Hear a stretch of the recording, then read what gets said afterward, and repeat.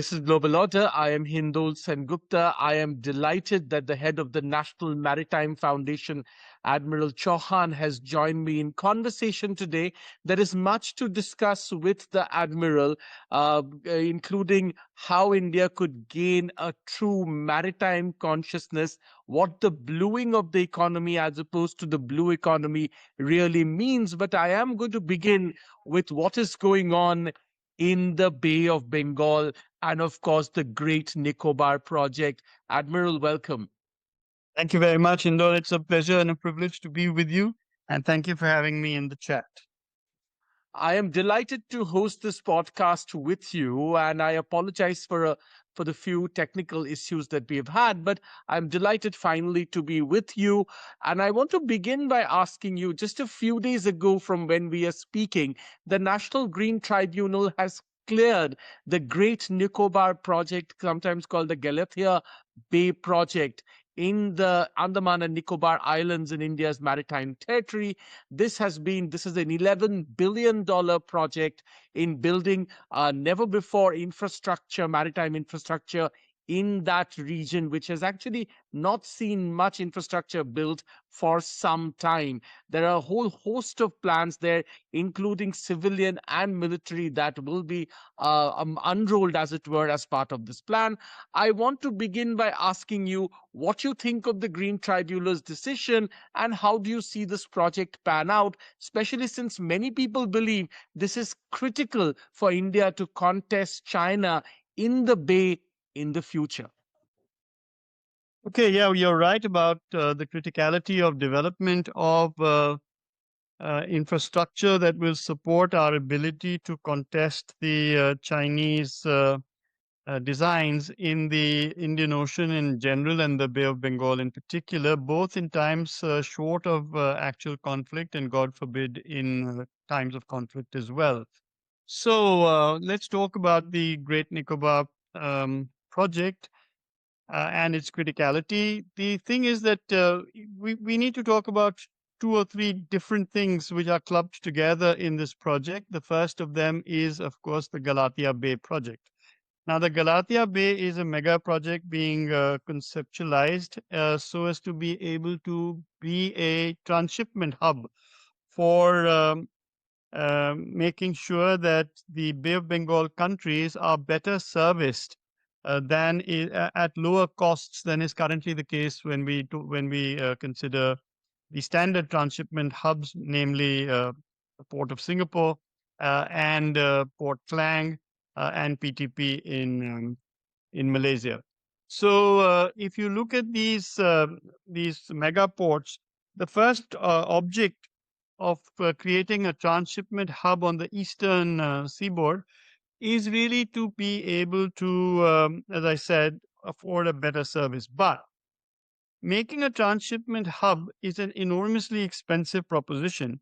Competing with a existing transshipment hub like Singapore Port would be, I think, imprudent and unnecessarily costly in every respect. What I think would happen is that the Port of Singapore would in itself sort of collaborate rather than compete with the Galathea Bay project. The second area that we have to be concerned about here is the whole business of developing air power within the Andaman and Nicobar Islands so as to be able to react should there be a challenge to Indian sovereignty by Chinese design. And there again, you need within this project is the expansion of runways, both which will be dual use runways for both civilian and military infrastructure and platforms. The third area is really that of development, and that developmental activity is not small either, because as you know, there is a great thrust being given to the deep water exploration and production of crude oil in and off the Nicobar and Andaman groups.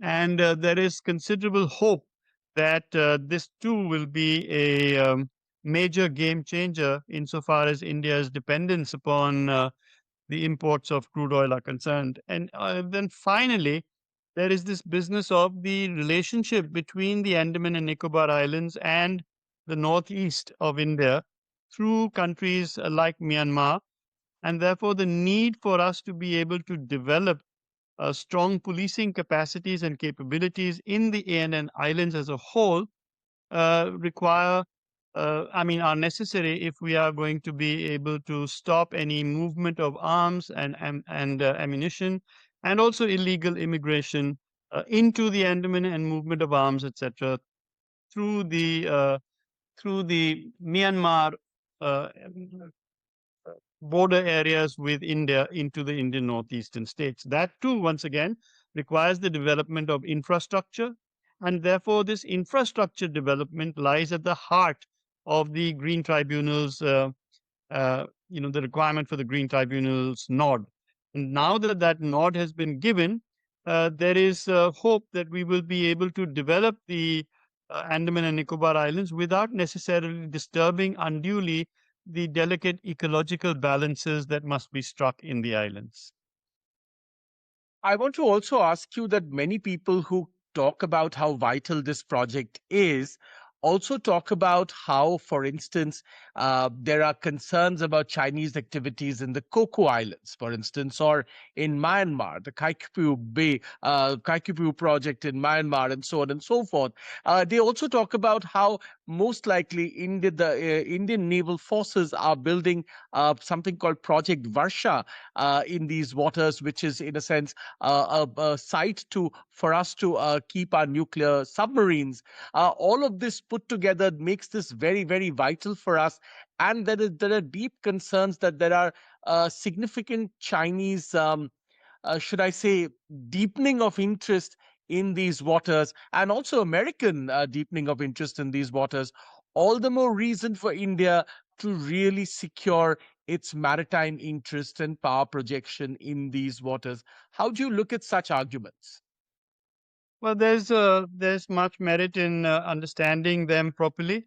So let me run through them really quickly. Uh, Chokphu port is in fact the site of the Made oil and gas terminal, from where oil and gas pipelines run into Kunming, and therefore in times short of conflict, this is a critical route for Chinese oil imports. However, in times which are no longer those of peace, that means in times of conflict, this very island has its proximity to India, and particularly through the Andaman and Nicobar Islands, makes such projects move from being assets into being vulnerabilities, if not liabilities.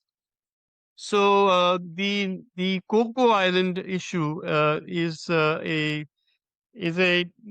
I think it's more hype than real, in the sense that, okay, even if the Chinese were to establish some minimal surveillance capabilities in the Coco Island, they would overlook Landfall Island in the north, and the northern part of the Andaman group.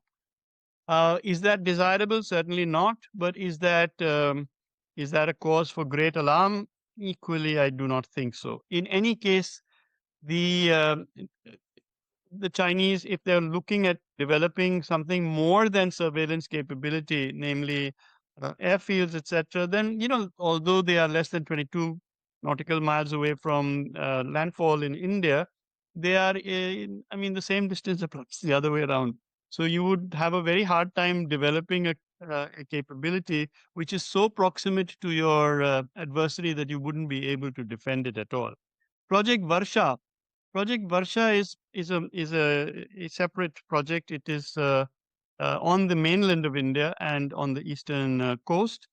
And the fact is that the Bay of Bengal has deep waters almost throughout, and therefore the ability to sustain submarine presence by India is essential. And the fact that these submarines could deploy and could be staged through the Andaman and Nicobar makes the entire stretch from the east coast of India all the way across to the eastern segments of the easternmost islands of the Andaman and Nicobar group, uh, Narcondam and etc., all extremely strategically critical to India.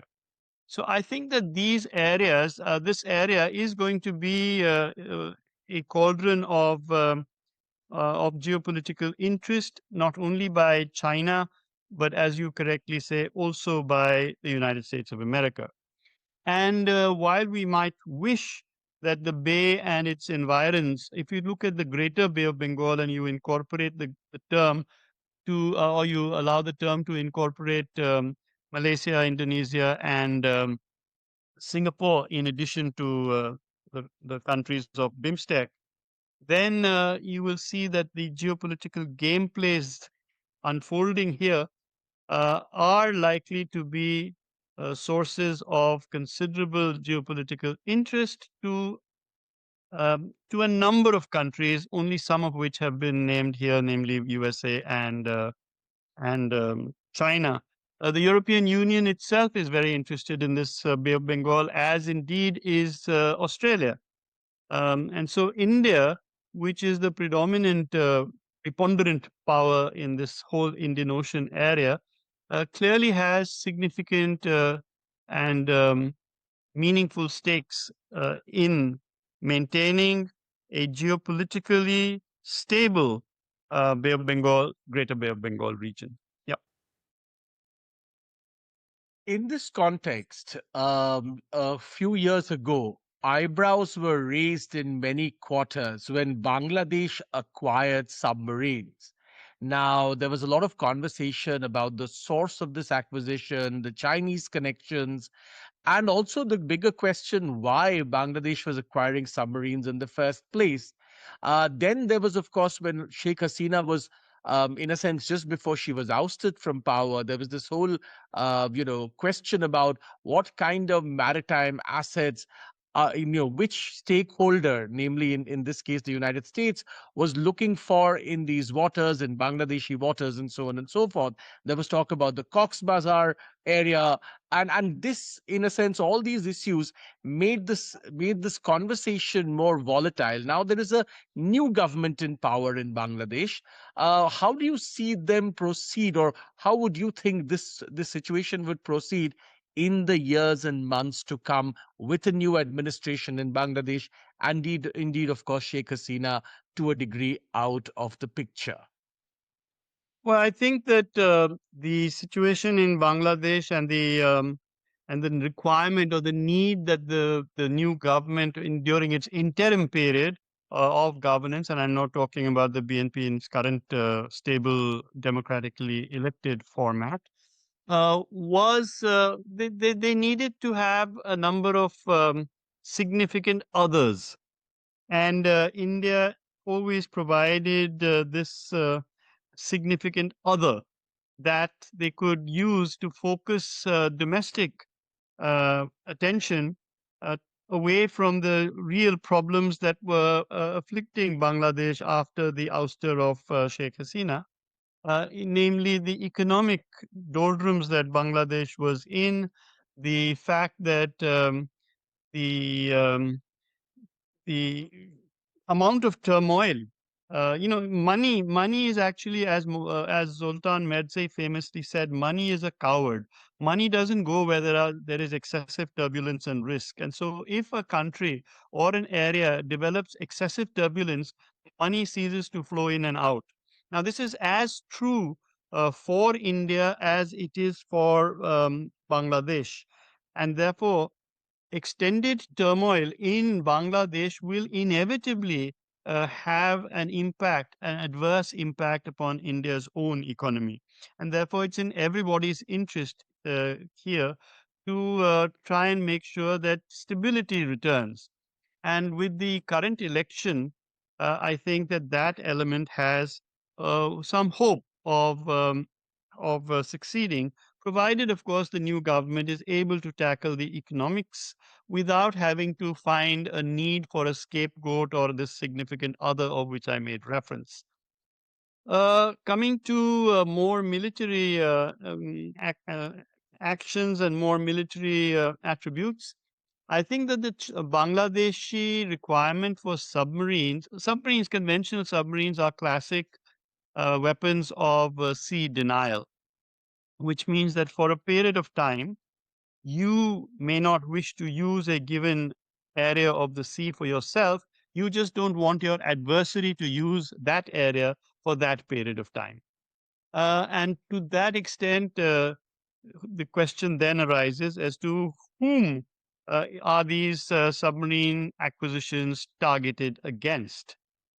Um, and that is obviously an uncomfortable question for India. Sourcing of the submarine or sourcing of platforms uh, leads to a greater or lesser degree of dependence depending upon whether the country that has acquired that is concentrating upon the acquisition of capacity, which is the basic platform and hardware associated with it, or capability, which is the human skill and the human organizational ability, the training, the legal frameworks that are required to operate the particular platform. I think that in the case of Bangladesh, the platform is not certainly not a grade one kind of platform. The submarine the ability of Bangladesh to maintain this submarine uh, is at the moment still far away from where it should be. And finally, there is a geographic reality which everybody in Dhaka and everybody in India realizes. That means that you cannot wish geography away, and so Bangladesh is conscious of the fact that its economy, its military activism are all deeply circumscribed by the sheer presence of India. And it's not just geography, because every geography has a history and every history has a geography. And in both of these amalgams, India and Bangladesh are deeply entwined.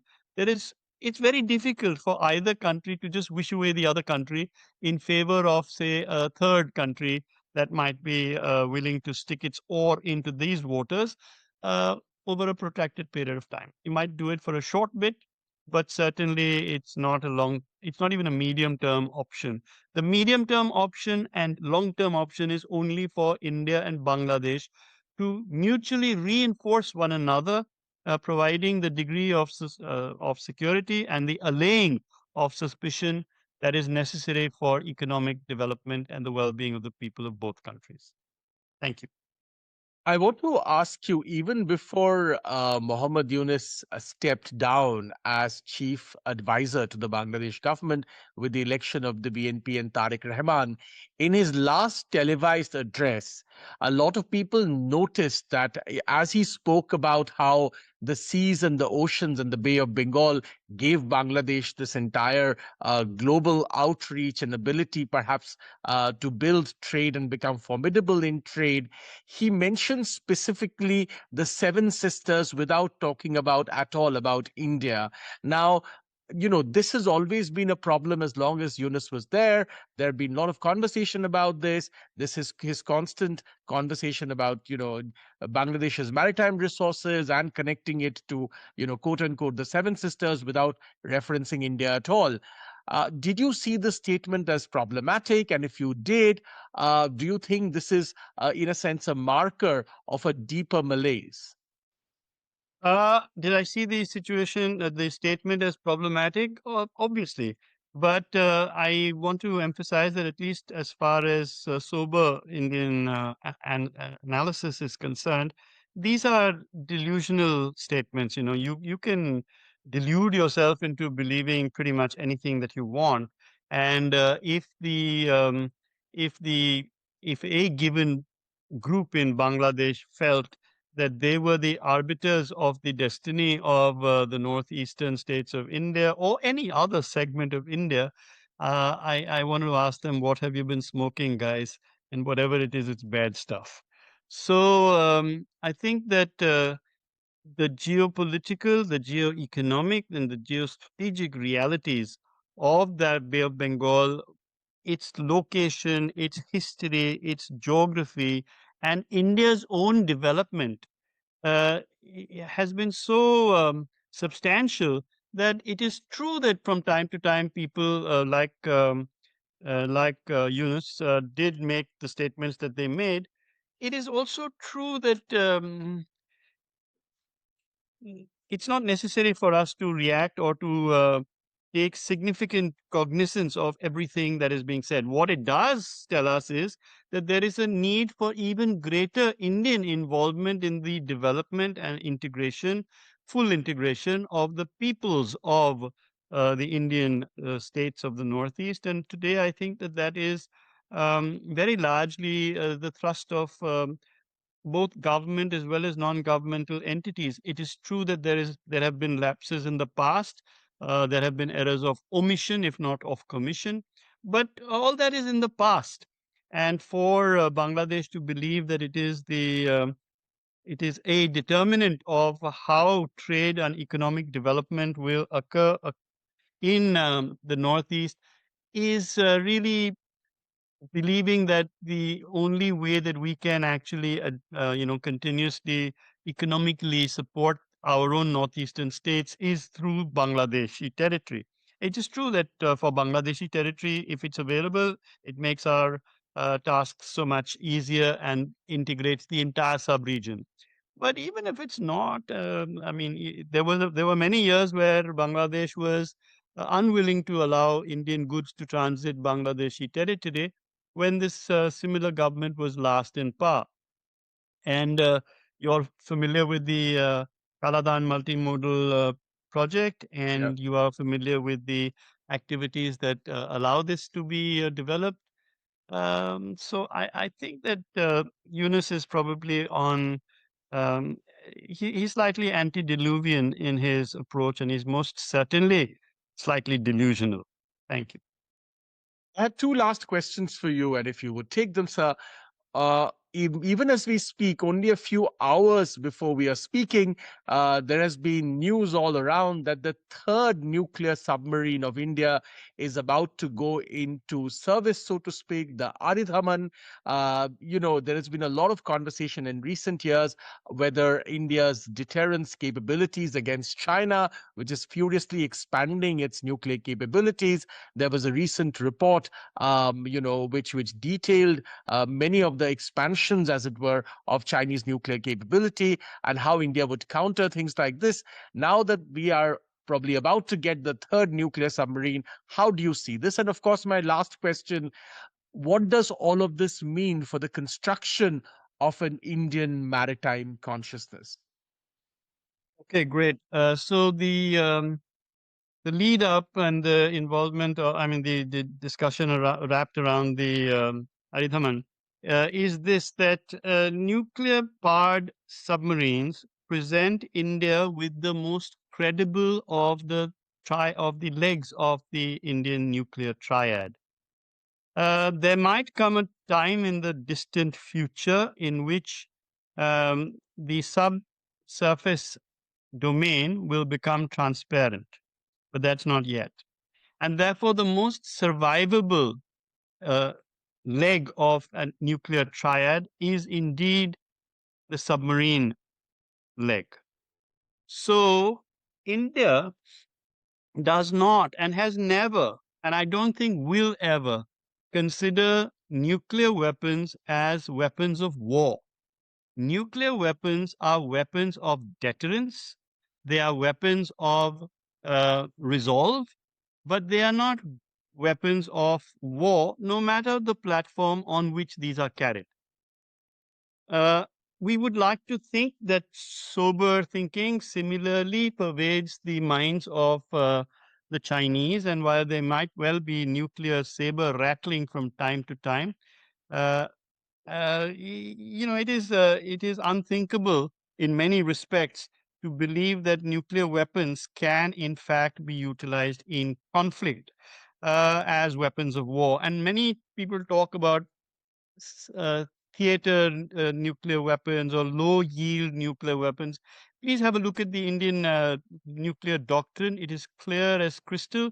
It says it doesn't talk about what number or what strength of megatons uh, or kilotons that we will need to absorb. We've just said that we will not uh, initiate any nuclear exchange, but no matter what size of nuclear weapon is used against us, nor where it is used, including in a given country's own territory, the Indian response will be massive.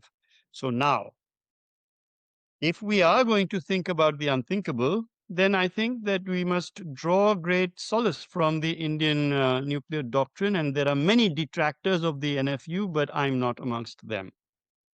Where it comes to the ability of nuclear powered ballistic missile equipped submarines, it is the missile that gives you the range.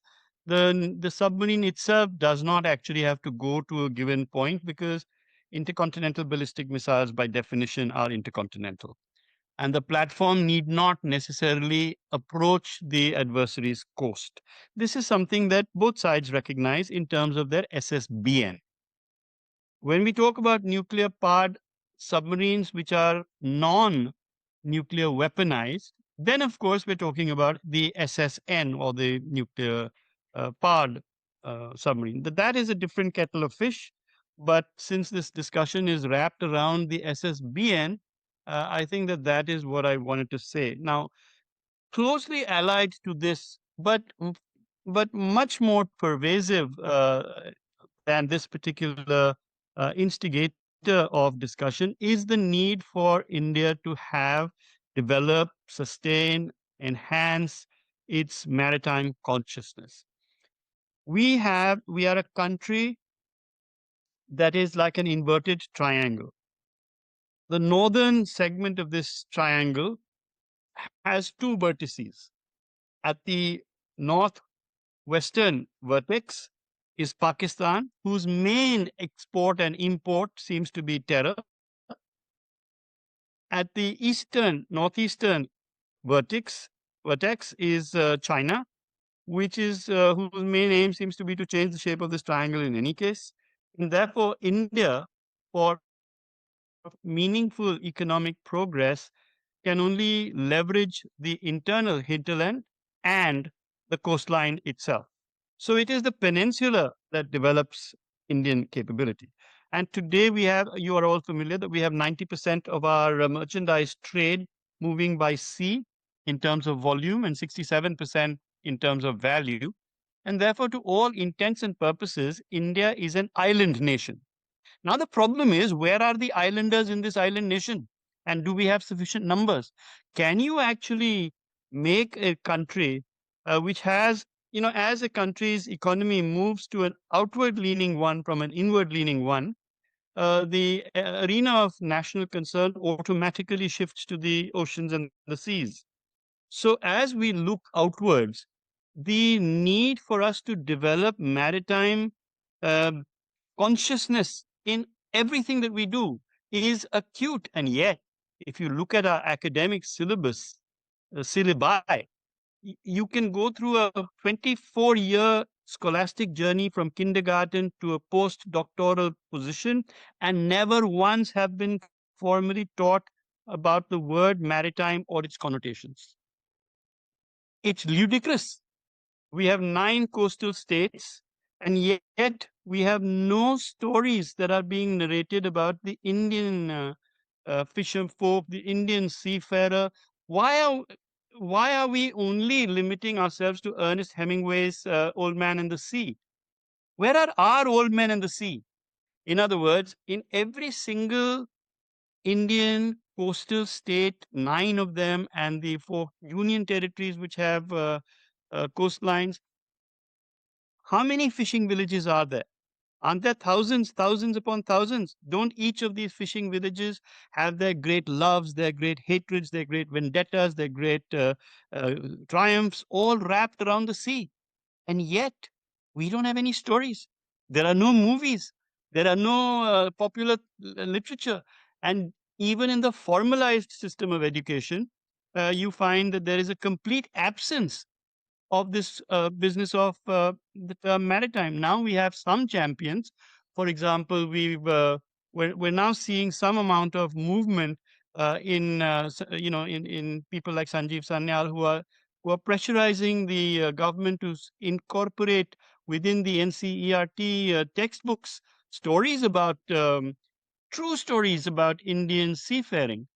But without that, you will never be able to be a maritime nation. And without being a maritime nation, you will never be able to move along your trajectory of from 4 trillion US dollars nominal GDP to $30 trillion nominal GDP in a matter of 25 years. This will not happen unless you are able to make maritime consciousness a a bedrock of the Indian education system. So I this argument, the implications of this argument extend all the way from fishing through to understanding maritime issues related to the SSBNs of which we began the conversation.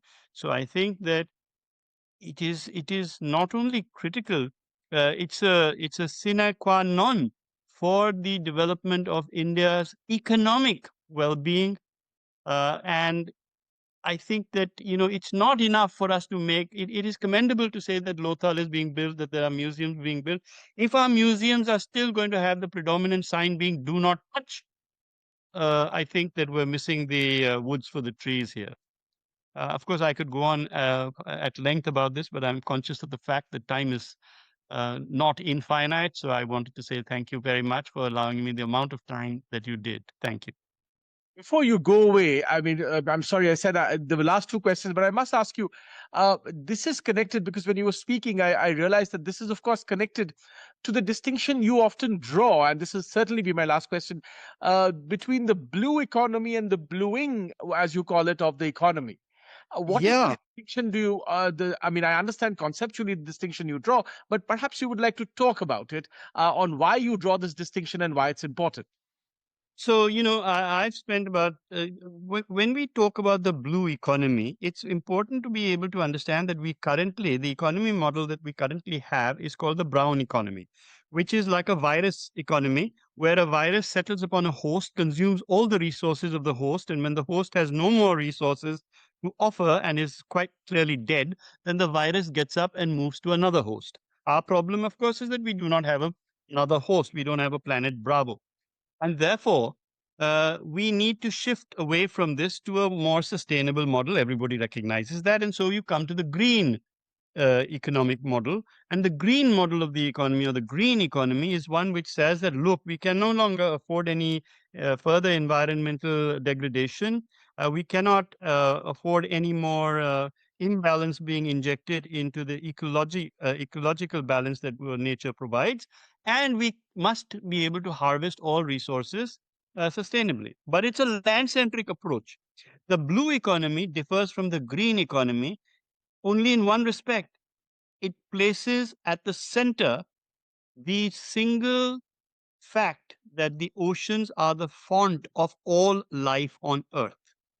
And therefore, it says that we must be able to do those two things. We must not be allowed to degrade the environment or disturb the ecological balance. We must be able to ensure that all resources are harvested sustainably, and we must be able to centralize all this to the ocean space. Because if the oceans are despoiled beyond a certain point, which is a planetary limit, then I'm afraid there is no recovery for the human race, no matter what we do. And so the blue economy is clear. Now the question becomes, when you talk about the brown or the green or the blue, what are you talking about? Are you talking about blue or are you talking about the economy? And the wrong question is, because Indians tend to conflate the blue economy with an ocean economy, the wrong question becomes, how much should or could the blue areas around us contribute to my economy? The correct question is, how blue is my economy? How do you calculate your GDP? What should be the value that you assign to a mangrove forest? Should it be the cost of the wood? Should it be the value of the carbon that it sequesters? How much is that? How do you monetize that? What should be the value of a dead whale? If each whale sequesters 63 tons of carbon dioxide, then what value should we assign? And then what will that do to our comparative GDP in comparison with other countries? Will we be the third largest? Will we be the first? Will we be the second? Will we be the 16th? What will it be? If this was not problematic enough, the fact is that in most countries, the center or the capital of the country is located in the hinterland.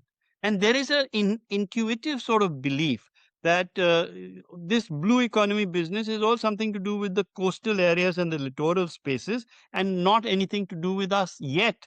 If you take a person, let's take a person who's building a factory in Sonipat.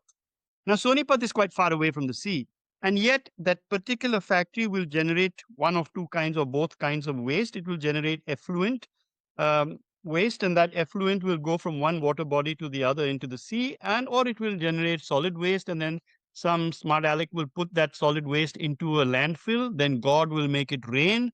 Then that rain will leach the toxins from the soil and proceed once again to the ocean. So no matter where you are impacting the oceans.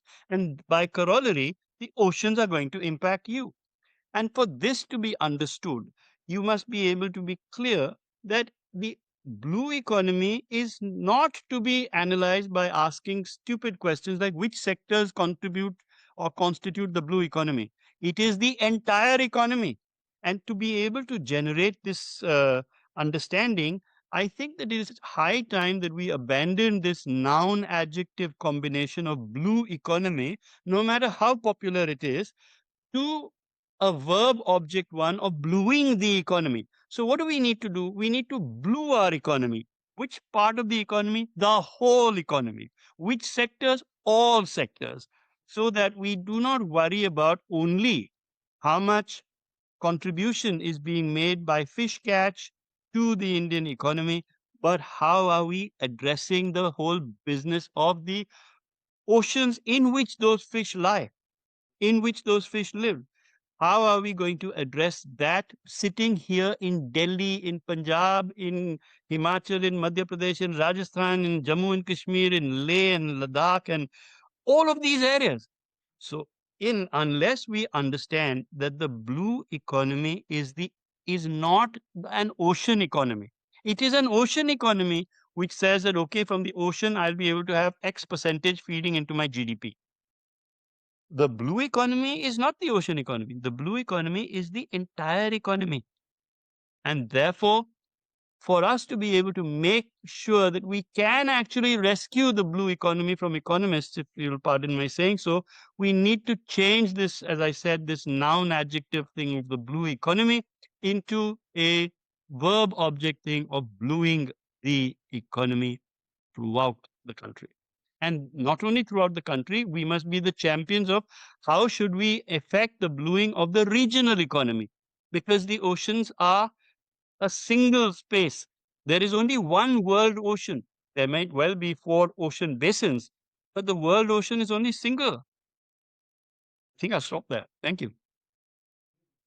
Chauhan, as always, it has been highly educative for me, and indeed, I'm sure all our audience and our listeners and viewers, to listen to you talk about India and its maritime issues. Thanks very much for covering a whole swathe of issues, from our nuclear ambitions to Bay of Bengal issues to the Galathea Bay, and indeed to India's maritime consciousness and the bluing of the economy. I thank you very much for your time today. Thanks very much for being with me on Global Order. It was a great pleasure and a privilege. I hope to be able to come back to you unless your viewers all give me a thumbs down. We Thank would you. love to have you regularly with us, sir, to talk about all these issues and more as the days and weeks go by. Thanks very much for your time today once again. Thank you. Good day.